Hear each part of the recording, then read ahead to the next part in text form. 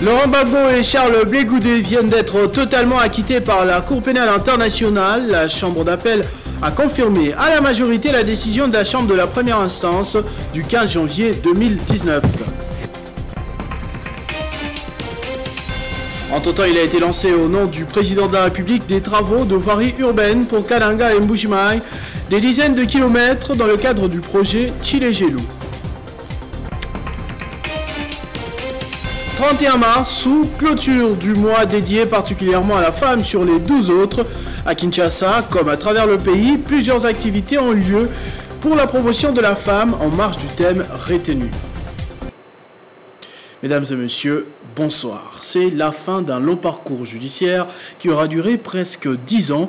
Laurent Gbagbo et Charles Blé Goudé viennent d'être acquittés par la Cour pénale internationale. Les juges avaient estimé déjà il y a 2 ans que l'accusation n'était pas arrivée à prouver que l'ex-président ivoirien s'est rendu coupable de crimes contre l'humanité pendant la crise post-électorale de 2010-2011.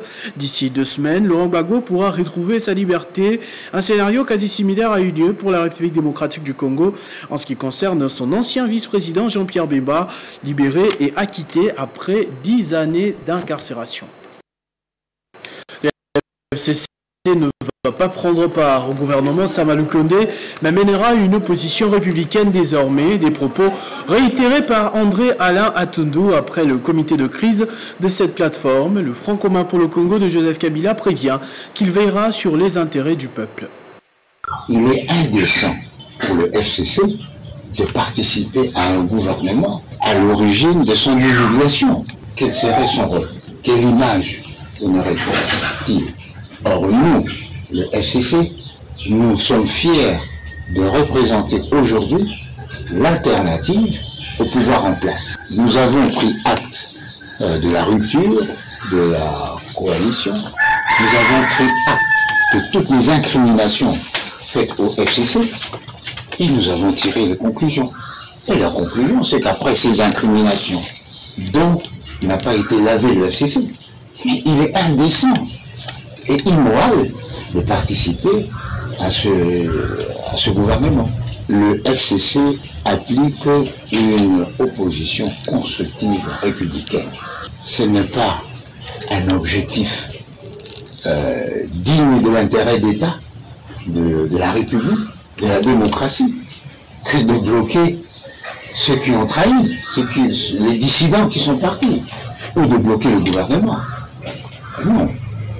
En tant que démocrate et républicain, en tant que républicain, en tant que nationaliste, nous ne pouvons que souhaiter bonne chance au Premier ministre du Congo et à son gouvernement. Et ce qui tue un acteur politique, c'est la confusion. Il ne faut pas qu'on pense que nous sommes FCC et Union sacrée. Nous sommes FCC, c'est tout. Ceux qui sont au pouvoir aujourd'hui, l'UDPS pour ne pas la citer, eh bien, ont prétendu défendre l'intérêt du peuple tout en ne participant à aucun gouvernement. Nous ne sommes pas les ennemis de la République parce que nous ne participons pas au gouvernement. Nous ne sommes pas les ennemis de la République parce qu'on nous a volé notre majorité. Nous préférons participer à la recherche du bien du peuple en proposant une alternative.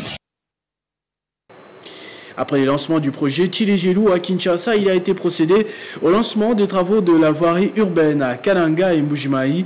35 km de route seront réhabilités à Kananga et 28 à Mbuji-Mayi. Le coût total du projet est estimé à environ 139 millions de dollars américains. Mbuji-Mayi, ville située au centre de la République démocratique du Congo, capitale du Kasaï oriental, deuxième ville du pays en termes de population. Autrefois capitale du diamant, la ville se meurt. Les infrastructures sont dans un état de délabrement très avancé. Les routes, quasi inexistantes, rendent l'accessibilité impossible.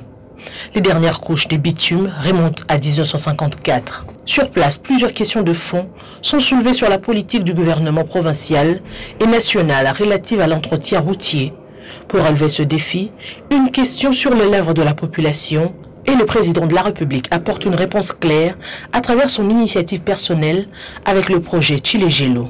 Avec l'arrivée de notre projet Tshilé-Gelou, nous avons l'espoir que ça va y aller, ça va. C'est que la société agricole 7 atu bomona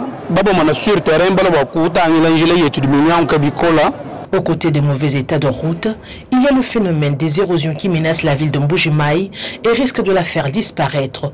Quelques heures seulement après le lancement des travaux de modernisation et réhabilitation des routes, 25 km pour une durée de 36 mois, le directeur général de CREC7 a fait la ronde de la ville pour se faire une idée exacte de délabrement de routes périphériques. Les avenues ciblées par le projet ont été visitées et le constat est amer, mais l'expertise fera son travail. Ce que nous faisons ici, à Kinshasa, on appelle ça des collecteurs. On fait des caniveaux plus grands, presque 1,70 m sur 1,60 m, parce que le mouvement de l'eau est très important ici. Et puis collecter l'eau très loin pour que ça puisse aller jusque là où on doit les évacuer. C'est pour cela qu'il n'y a plus de route à Mbuji-Mayi depuis le temps belge. Pour la population de Mbuji-Mayi, c'est un offre de soulagement. Lutte contre l'insécurité à Kinshasa et sur l'étendue de la République démocratique du Congo. La 4e vague des Kuluna a pris l'avion ce matin pour Kanyama KCC. Le commandant service national Jean-Pierre Kasongo et le commandant de la ville de Kinshasa, Silvano Kasongo, se disent déterminés à accomplir la vision du chef de l'État sur l'encadrement de la jeunesse par la création de l'emploi. Suivez. Là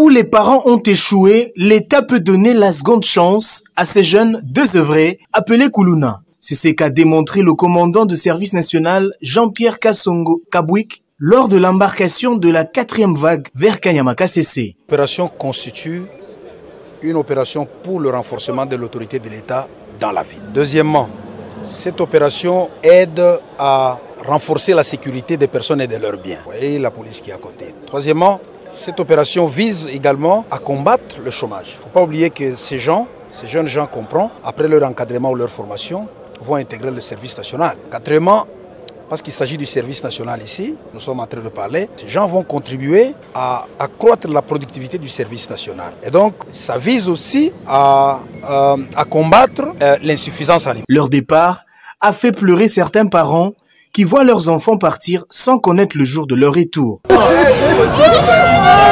À ceux qui pensent que Kanyama KCC est un mouroir, le commandant de service national a répondu de cette manière. Si c'était un mouroir, ceux qui étaient partis le premier groupe, on aurait déjà des échos dans cette ville. Ils savent que ces jeunes gens vont là-bas, c'est pour subir une formation, une transformation et une réinsertion bénéfique, non pas seulement au pays, même aussi aux membres de famille, à la famille aussi, à eux, les parents aussi. Et Silvano Kasongo, lui, appelle la population kinoise à continuer à dénoncer les Kuluna jusqu'à ce qu'on n'en parle plus dans la ville de Kinshasa. Il y a un service de renseignement, il y a la population qui contribue, il y a les chefs de quartier, les chefs d'avenue, il y a des gens qui dénoncent, il y a des faits. La plupart sont des récidivistes. Vous avez vu, la plupart des gens ont accepté. Les cas ici ne peuvent jamais manquer. Nous avons arrêté plus que ça, il y a d'autres qui sont rentrés dans des unités pour que la quête puisse continuer. Mais ceux qui sont partis sont réellement des Kuluna. Il y a même des femmes, vous avez vu des femmes. Il y a 14 femmes dans les lots. Embarqués ce matin à l'aéroport international de Njili, la 4e vague de Kuluna est arrivée 1 heure après dans la ville de Mbuji-Mayi où ils doivent continuer la route jusqu'à Kanyama KCC où ils sont attendus pour leur formation et transformation avant d'être intégrés au sein du service national. Dans le Lualaba, les députés provinciaux ont repris le chemin de l'hémicycle pour la session de mars en présence de la vice-gouverneure Fifi Masuka. Le président de l'Assemblée provinciale a appelé ses collègues à accompagner le chef de l'exécutif provincial pour le bien-être de la population. Une occasion également de rappeler que l'union sacrée de la nation compte désormais la majorité des élus provinciaux de la province du Lualaba. Le gouvernement provincial conduit par le gouverneur intérimaire Fifi Masuka Saini et toute la notabilité du Lualaba ont rempli la salle de plénière de l'Assemblée provinciale pour assister à la cérémonie d'ouverture de la session de mars. Le président de l'Assemblée provinciale a inscrit la session sous le signe de ce qu'il a appelé de vision commune d'une nouvelle société derrière le chef de l'État Félix Tshisekedi. L'ouverture de cette session ordinaire coïncide avec la mise en place d'une vision. La vision présidentielle, l'union sacrée de la nation. Pour ma part, je suis convaincu que pour développer ce pays et surtout notre province, il faut d'abord renforcer l'élan patriotique. Il a invité l'assistance à observer 1 minute de silence en mémoire du feu député provincial Ilunga Kouvas, considéré comme un véritable combattant du peuple, avant de réitérer la compassion du bureau à la famille biologique et à tous les proches de l'illustre disparu. L'honorable Michel Ilunga Kouvas n'a pas répondu à cet appel comme il avait pris l'habitude de le faire. Louis Kamoni Tumbu Mataïla a fait savoir que l'Union sacrée pour la nation, prônée par le président de la République, a trouvé un terrain fertile dans le Lualaba en récoltant l'adhésion de la majorité des élus. Le premier des élus de la province du Cobalt a ensuite invité les membres de son organe à appuyer le travail du vice-gouverneur et gouverneur intérimaire Fifi Masuka pour l'intérêt de la population. Louis Kamoni a haussé le ton pour mettre en garde une partie de la jeunesse lualabaise qui s'adonne aux injures à l'endroit des autorités provinciales à travers les réseaux sociaux. Il a promis des sanctions sévères aux récidivistes conformément aux lois du pays. À tous ceux qui font des discussions sur les réseaux sociaux, je leur demande solennellement, au nom de la représentation provinciale, d'éviter de publier ou de relayer de fausses informations. C'était le moment pour lui d'encourager le lancement par Fifi Masuka de la campagne de vente de la farine de maïs Made in Lualaba, ce qui a mis fin au cycle humiliant de la dépendance alimentaire, surtout en cette période. Cette fois-ci, l'autorité budgétaire va inscrire dans les prochaines révisions les besoins sociaux de l'Institut national de préparation professionnelle, ce qui a justifié la visite au travail du questeur et questeur adjoint de l'Assemblée nationale dans les installations de cette institution ce mercredi. Accueilli par l'administrateur délégué général de l'Institut national de préparation professionnelle, Maurice Chikouya, les questeurs et questeurs adjoints de l'Assemblée nationale venus pour une visite de travail sur place. Ces élus ont profité de l'occasion pour visiter les installations de l'INPP. Il y a un avantage aussi. Satisfait du travail abattu par l'équipe de Maurice Chikouya, les députés nationaux promettent de plaider à la prochaine prévision budgétaire les cas de cette institution, afin de l'accompagner dans la lutte contre les antivaleurs, dans le chef de la jeunesse par manque d'apprentissage des métiers porteurs d'emploi. Nous félicitons tous ceux qui fréquentent l'INPP pour obtenir la formation dans les différents domaines. On a vu l'électricité, on a vu la communication, mais on a vu aussi la fabrication, les embouteillages, la formation sur les différentes machines, comment ça fonctionne dans certaines brasseries. Et donc moi j'encourage la jeunesse congolaise, ceux de Kinshasa, parce qu'on est à Kinshasa, à venir nombreux à cette formation au lieu de faire les Kuluna. Et ils seront vraiment utiles, ils vont gagner la vie très facilement et sans problème. Côté INPP, Maurice Chikouya reste attentif à l'accompagnement du gouvernement congolais. L'INPP continue. La liste des invités de l'Institut national de préparation professionnelle s'allonge grâce aux efforts consentis par l'équipe de Maurice Chikouya de prendre en charge les jeunes Congolais afin de les former pour des métiers. Création et gestion d'une relevance additionnelle ainsi que d'appui au dragage. Une signature du contrat de collaboration entre CVM et la FEC vient d'être conclue ce mardi. Objectif, améliorer le niveau de navigation dans le bief maritime du fleuve Congo. Cette signature est une étape importante dans la navigabilité du bief maritime de la RDC. Désormais, les navires de haute mer seront capables de desservir les portes de Boma et Matadi en toute sécurité. Cela grâce à la nouvelle drague récemment acquise et mise en service, dont les résultats sont aujourd'hui sans appel en termes de production. La CVM avait subi des réductions très importantes de ses recettes qui étaient par ailleurs donc restées figées depuis plusieurs années. Alors aujourd'hui, nous venons de signer un accord qui va assurer à l'entreprise des recettes supplémentaires pour pouvoir lui permettre donc de continuer à assurer sa mission au moindre coût pour l'économie du pays. La Fédération des entreprises du Congo, la FEC, salue la mise en place de ce protocole d'accord et reconnaît sa part des responsabilités, mais demande au gouvernement d'en faire plus. On cassait ce contrat avec Drégine. la CVM perdait 2,47 € par tonne jauge brute chaque fois qu'un bateau venait, n'est-ce pas? Et ce sont des recettes qui se chiffrent en termes de millions de dollars. Mais la balle se trouve du côté de la CVM. Nous, on a fait notre part du travail. Il est de la responsabilité de l'État également, propriétaire de la CVM, de mettre de l'ordre au niveau de la CVM. Rappelons ici que c'est depuis le 6 mars dernier que la drague Fachi a été mise en service et la réalisation va jusqu'à 30 mètres cubes par jour, soit 10 fois plus que la production de l'ancienne drague en état de vétusté. Le Parti du Peuple pour la Reconstruction et la Démocratie, PPRD, totalise à ce jour 19 ans, une force politique mise en place par Joseph Kabila à l'époque lors de sa prise de pouvoir, mais qui traverse ces derniers mois une période assez difficile avec des départs et des divisions. Un cadre de ce parti à la personne de Jimmy Galassi croit encore en des jours meilleurs de ce parti de Joseph Kabila. Le PPRD est un parti de gauche, ce qui veut dire que le PPRD a une tendance socio-démocratique. Le PPRD, parti socialiste, de par ses idéaux, le PPRD, lorsqu'on dit parti socialiste, c'est-à-dire que le PPRD prône les intérêts de la communauté.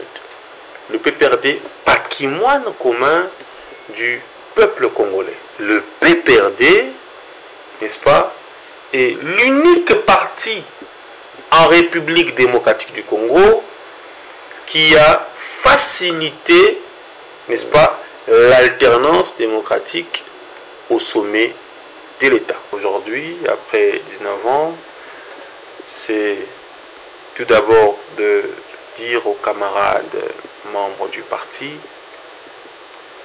de continuer à croire à son Excellence Président national Joseph Kabila, de continuer à rêver sur la reconquête du pouvoir en 2023 et donc de continuer à se battre afin de défendre les idéaux du PPRD et les réalisations de Joseph Kabila pour, n'est-ce pas, le peuple congolais. Dans le but d'accompagner la vision du gouverneur de la ville de Kinshasa. Dans sa vision Kinshasa-Bopeto, la commune de Ngiringiri a clôturé le mois de mars autour des femmes pour leur sensibiliser sur la lutte contre l'insalubrité. Éduquer une femme, c'est éduquer toute une nation. C'est dans cette optique que les femmes de la commune de Ngiringiri ont été sensibilisées sur la parité homme-femme, sur la compétitivité et sur l'assainissement de l'environnement, une façon de leur permettre d'emboîter les pas à l'opération Kinshasa-Bopeto du gouverneur Jontini Ngobila en commençant dans leurs coins respectifs. Le bourgmestre de cette municipalité revient sur le gros travaux visant à redorer l'image de sa juridiction. Vous voyez dans les grandes artères comme l'artère Kasavubu, l'artère Elengesa et s'il faut encore voir les artères secondaires comme Sosa, Chaba, Gambela, il y a des grands travaux qui se font et au fur et à mesure qu'on va évoluer, dès qu'on aura des moyens, on va assainir notre commune de Ngiringiri. C'est de dire à nos mamans, à nos femmes, qu'elles doivent avoir aussi l'apport au sein de la société. L'une des intervenantes révèle certaines qualités de la gente féminine. Nous avons aidé la femme à s'intéresser également au service public parce que la femme aussi est capable de gérer une société, est capable d'être un administrateur de marché et autres services publics. Cette rencontre se veut un cadre pour inviter la femme à la méritocratie et à bannir le favoritisme. La femme doit vraiment démontrer ses compétences. Le député national Gaël Boussa a clôturé le mois de mars en beauté en compagnie de jeunes femmes et ont bénéficié de son soutien pour une formation en photographie, une initiative encadrée par des professionnels de ce secteur qui ont voulu donner leur chance à ces talents silencieux. Elles avaient un rêve et ont pu le concrétiser aujourd'hui grâce à la vision du député national Gaël Boussa. C'est un domaine réputé masculin, comme je l'ai dit. Nous donnons la chance à ces femmes, non seulement ces femmes, mais également à ces jeunes talents. Depuis 3 jours, ces jeunes femmes ont été initiées à la photographie par des professionnels du secteur dans un programme dénommé Égalité, censé établir l'équilibre dans ces métiers que l'on attribue parfois à tort qu'aux hommes. Sylvie, une des participantes, est totalement convaincue du contraire. La femme a plus de chance parce qu'elle fait bien. Et en tant que femme, on a toujours l'art du beau, la passion dans ce qu'on fait, l'amour dans ce qu'on fait, on a un peu de notre cœur. Le parrain de cette première édition, Gaël Boussa, déjà à la manœuvre de pareilles initiatives pour la promotion de la femme, mais surtout de la jeunesse en général, promet de suivre de près l'étape d'après. Nous avons songé à organiser cette formation pour permettre aux femmes non seulement d'apprendre la photographie, mais également d'exercer dans ce métier qui longtemps a été considéré comme un métier réservé aux hommes. C'est pourquoi nous avons pensé à offrir cette formation.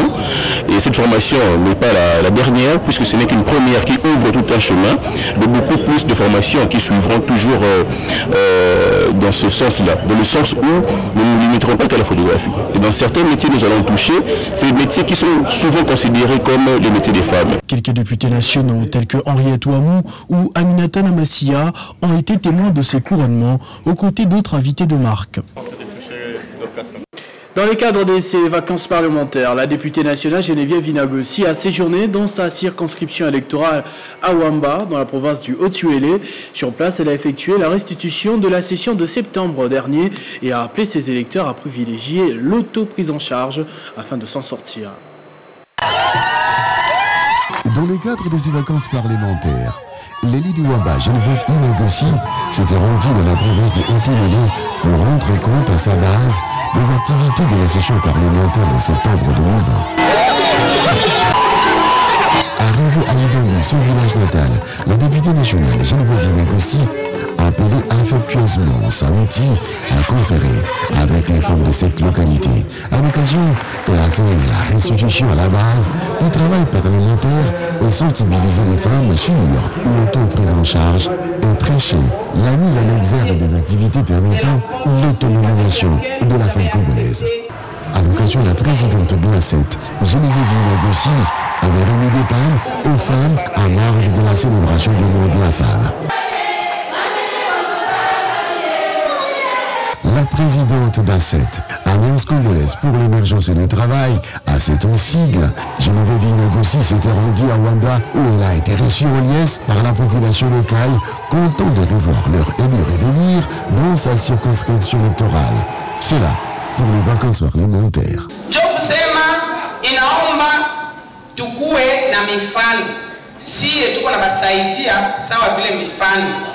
Sensibilisées par Geneviève Vinagossi, les femmes de Wamba ont eu à leur tour profité des dons remis par Geneviève Vinagossi. Un terme de panne, c'est là pour marquer la journée des droits des femmes, célébrée par le monde entier. Députée de son état, Geneviève Vinagossi n'est pas restée à Kinshasa. Devoir des redevabilités oblige. Elle s'est donc rendue à sa base pour faire la restitution et récolter les informations pour la rédaction de son rapport des vacances parlementaires. À l'occasion de la clôture du mois de la femme, toujours, l'Alliance internationale des femmes avocates a organisé une conférence pour parler des violences faites à la femme dans la partie est du pays. Cette association souhaite accompagner la femme congolaise et surtout à plaider sa cause à tous les niveaux. L'Alliance internationale des femmes avocates, présidée par Maître Kona Joël, est un mouvement féministe dont l'objet est de réunir les femmes avocates pour marquer le mois de la femme. AIFA a organisé cette conférence pour dénoncer les violences faites aux femmes. Faire un bilan, un état des lieux de la violence, des cas de violence ici en RDC. Accent mis sur la situation de l'Est, parce que c'est parmi les cas les plus critiques de l'humanité, mais ces cas sont souvent impunis et les femmes livrées à elles-mêmes. Notre association ayant pour but de suivre ces cas également, nous devrions en parler lors de cette conférence. Invité d'honneur, Patrick Katengo, président du FNJ, est venu apporter une touche particulière en accompagnant cette initiative. Nous nous sommes dit que c'est pratiquement une association avec laquelle nous devons tisser des relations basées sur le leadership afin de pouvoir éveiller surtout la jeune fille qui ignore son rôle qu'elle doit jouer dans ce pays. Les avocates doivent lire bien les textes pour mener à bien leur plaidoyer, insiste le bâtonnier Tarsis Makadiwamba. J'encourage les avocates à lire. Lisez beaucoup l'histoire et ça vous aidera à comprendre la position qui est la vôtre. Abstraction faite à l'anatomie. Le but de Haïfa est de créer une synergie entre les avocates afin de mutualiser leurs compétences pour faire face aux défis de la profession. Le parti ACO a rassemblé autour de l'interfédéral de Kinshasa, Gentil Massoua, plusieurs femmes à l'occasion de cette fin de mois. L'objectif, faire le point de toutes les activités sur le leadership féminin à l'ère de la Covid-19, comme le thème de l'année l'exige. C'est autour du thème de l'année qu'elles ont porté la réflexion.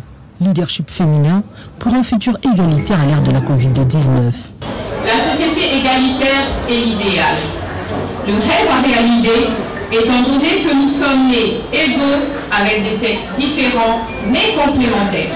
Pour les femmes leaders, cadres et militantes du parti Avenir du Congo, la femme a une place de choix, surtout en politique, d'où la mise en application de lois pour protéger la jeune fille et lui garantir les meilleures conditions pour un apprentissage à la hauteur des attentes. Encouragé par les cadres de ce parti, avec en tête l'interfédéral Gentil Massoua et le secrétaire général de ce parti, Roger Mwamba, il a rappelé la place de choix que le parti de Dani Banza accorde à l'égalité de sexe. Les partis politiques Avenir du Congo, son président national, Excellence Dani Banza Malobake, j'ai l'honneur, doublé du privilège de représenter dans cette manifestation commémorative du mois de la femme et qui les clôture aussi, a fait de l'autonomisation des activités de la femme son cheval de bataille. Ce qui raconte le thème national. Toutefois, la femme qui a pris à bras le corps cette problématique dans un atelier trouve ici l'expression de nos sincères félicitations et se rassure de notre accompagnement. Venus de tous les coins de la capitale, deux cadres, en l'occurrence Laetitia Kelomé et Grace Ibungia, sont revenus sur les résolutions prises. Dans une ambiance bon enfant, le mois s'est clôturé dans l'espoir que toutes les résolutions seront d'application avec l'appui de leurs partenaires hommes. Échanger sur la politique genre avec Diaconia, avec partenaire, afin d'améliorer l'intégration de cette question dans la mise en œuvre des activités. C'est l'objectif de la journée de partage d'expérience organisée par cette ONG suédoise, toujours en marge de la clôture du mois dédié à la femme. La journée d'échange et des partages d'expériences genre a permis aux participants d'avoir une vision commune et une bonne compréhension de l'intégration genre dans le cycle de projet de Diaconia et partenaires, la connaissance des activités de partenaires de cette ONG internationale de droit suédois, ainsi que d'améliorer la collaboration entre Diaconia et ses partenaires. L'objectif que Diaconia poursuit est de faire en sorte que tout le travail qu'il soutient, tous les projets que Diaconia soutient, contribuent à une plus grande égalité entre les sexes. Au cours de cette activité, plusieurs thématiques ont été exposées et débattues, notamment le leadership d'excellence pour un futur égalitaire dans le monde à l'ère de Covid-19, femmes et élections, autonomisation de la femme et de la jeune fille, et la protection des femmes défenseurs des droits de l'homme. Et ça a été un combat pour les droits de la femme. Depuis ce temps-là jusqu'à maintenant, le combat n'est pas encore fini. Par exemple, là, comme je l'ai dit précédemment, la Constitution garantit déjà la parité, mais le combat pour que cette parité qui est déjà garantie dans la Constitution soit réelle dans la vie des Congolaises actuelles, c'est le combat qui doit continuer. La visite des stands et un match de football ont bouclé cette activité clôturant le mois de mars par Diaconia. Cette ONG internationale de droit suédois travaille en collaboration avec environ 400 organisations partenaires locales dans une trentaine de pays et a pour but de changer les structures politiques, économiques, sociales et culturelles injustes qui engendrent la pauvreté, l'oppression et la violence. Les 9 chefs des projets financés par OSISA pour l'accompagnement et l'encadrement des femmes dans différents secteurs de la vie, notamment l'entrepreneuriat, la santé et autres, étaient face à la presse ce mercredi pour faire le point sur l'impact de leur action sur terrain. Il était question au cours de cette rencontre avec la presse de faire le point sur l'action sur le terrain de 9 organisations œuvrant dans le secteur des droits de la femme à travers le pays, dont le projet sont bénéficiaires du financement de l'OSISA de près de 80 000 $ américains depuis 2017. Il y a des partenaires de OSISA qui se sont concentrés à sensibiliser, à apporter des kits de prévention, à apporter parfois des kits alimentaires pour aider les plus vulnérables, mais aussi parfois à apporter une assistance légale lorsque cela était nécessaire. Il y a enfin une question essentielle, c'est celle de la reconstruction économique. La crise sanitaire implique aussi une crise économique et elle a frappé de plein fouet une partie importante de nos populations qui vivent souvent de l'informel, qui vivent souvent au jour le jour. Donc il fallait aussi développer certains dispositifs, certains projets, certains fonds destinés à aider ces catégories à trouver une base financière, un matelas financier qui les aiderait à relancer un tant soit peu leurs activités. Ayant remarqué que la majorité des femmes éprouvent des difficultés pour accéder aux organes de décision des organisations de la société civile et des partis politiques, voire le manque de leadership et de bonne gestion quand il s'agit de gérer leur propre business, les 9 chefs des projets ont répondu aux questions de la presse pour clarifier leur travail de l'encadrement des femmes dans différents domaines. Selon les dirigeants de OSISA, ces projets ont pour objectif de renforcer les capacités des femmes pour leur émancipation et autonomisation. Le gouvernement provincial du Nord Kivu, plus que jamais résolu de transformer la province en l'espace d'une semaine seulement, car Lizazo Kasivita a inauguré 3 ouvrages à impact social et financés sur fonds propres du gouvernement.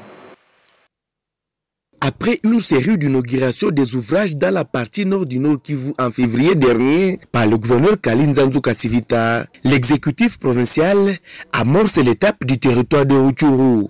Le commissaire provincial en charge de la reconstruction a été envoyé dans ce territoire pour d'abord procéder à l'inauguration de l'Institut Kikuku, une école officielle construite au chef-lieu de la chefferie de Buito pour servir plus de 240 élèves qui fréquentent cette école et qui fonctionnaient jadis dans des conditions difficiles. Un motif de satisfaction pour le préfet de cette école. Deuxième étape de cette série d'inauguration, c'est dans le groupement de Boussanza, sur la colline de Rubavu, où l'envoyé du gouverneur est allé aussi couper le ruban symbolique du centre de santé Rubavu. Nous sommes dans la zone de santé de Rwangouba. Aujourd'hui, nous sommes ici à Rutshuru, et donc c'est un bijou que le gouvernement provincial a financé, un centre de santé qui va accueillir plus de 17 000 âmes de cette localité. Et donc nous sommes très fiers de voir aussi que la population elle est contente parce que le projet a été présenté par la population. Et ce sont les honorables députés qui nous ont amené le projet après l'adoption au niveau de l'Assemblée provinciale. La troisième et dernière étape, ça sera le pont Kachemu qui sera aussi inauguré.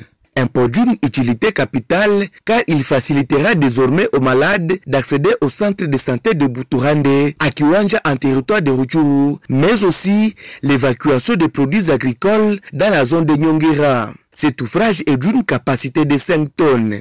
À noter que tous ces 3 ouvrages ont été financés par les fonds propres du gouvernement Kasivita. Un véritable motif de satisfaction pour la population de Rutshuru et les députés provinciaux élus de ces territoires qui étaient dans la délégation. La vice-ministre de l'enseignement dans cette même province est dit satisfaite du projet de construction de l'ISC Goma.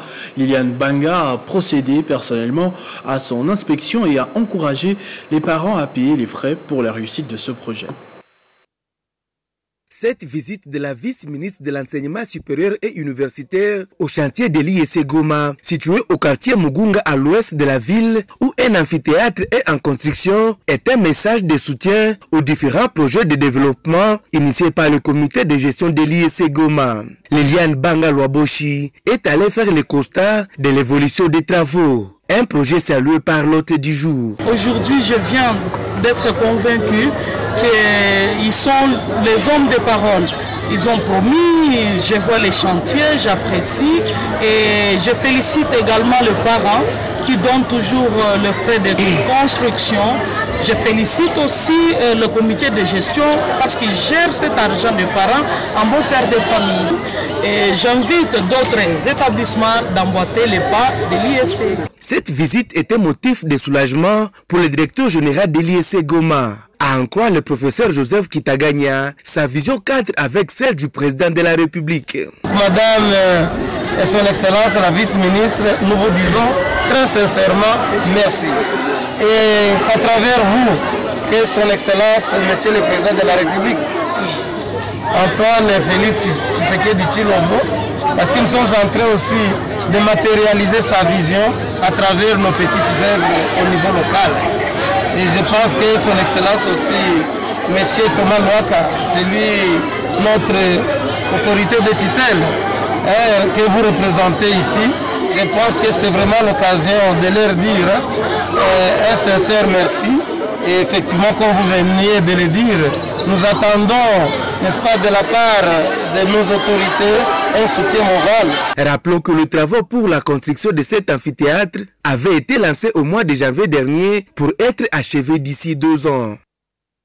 Didier Mousset-Télécan vient de reprendre les commandes de la Société congolaise de postes et télécommunications SCPT ce 30 mars, 4 ans après sa suspension. Il a été réhabilité par le ministre du portefeuille Clément Couette. Dans son discours, le DG rentrant de la SCPT a promis de relever le défi et de faire de la SCPT une méga structure de télécommunications.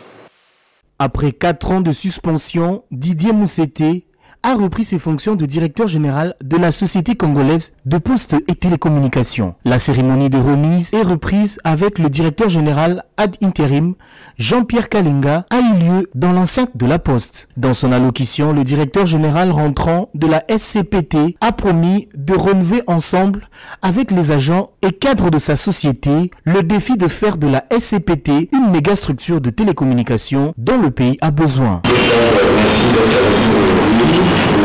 Le secteur, la service de l'entreprise, le PCA, le président, monsieur le DG Mali et le DG Mali, cher directeur. Bon, pour moi, c'est une joie d'être avec vous ce matin. Premièrement, on remercie Dieu pour la manière dont il a conduit les choses.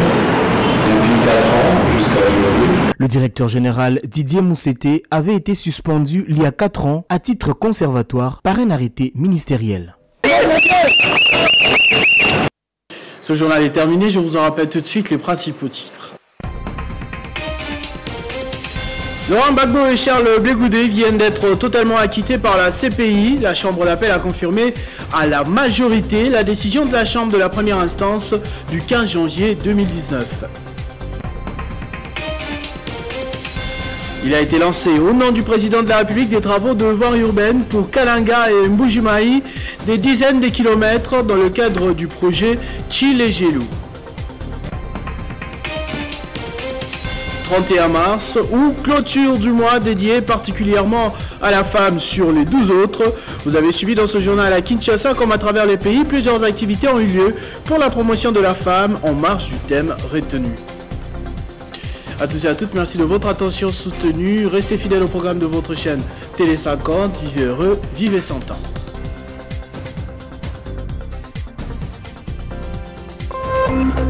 Téléchargez les infos Télé 50 sur www.télé50.cd. Il n'y a pas de gendarme, il n'y a pas la police. La seule police que nous avons, c'est notre conscience. Est-ce que ce que je fais, ça ne va pas nuire à la liberté de l'autre? Vous comprenez un peu? Dans l'amour du prochain, mais vivre ensemble. c'est même ça la perte de Alido Sacré pour la nation. C'est une vision qui n'a pas nous déchirer. Pour certaines personnes, on dit qu'il faut quitter la famille politique. Non, on ne demande pas de quitter nos familles. Nous restons dans nos familles, mais nous soutenons la vision qui est noble parce que c'est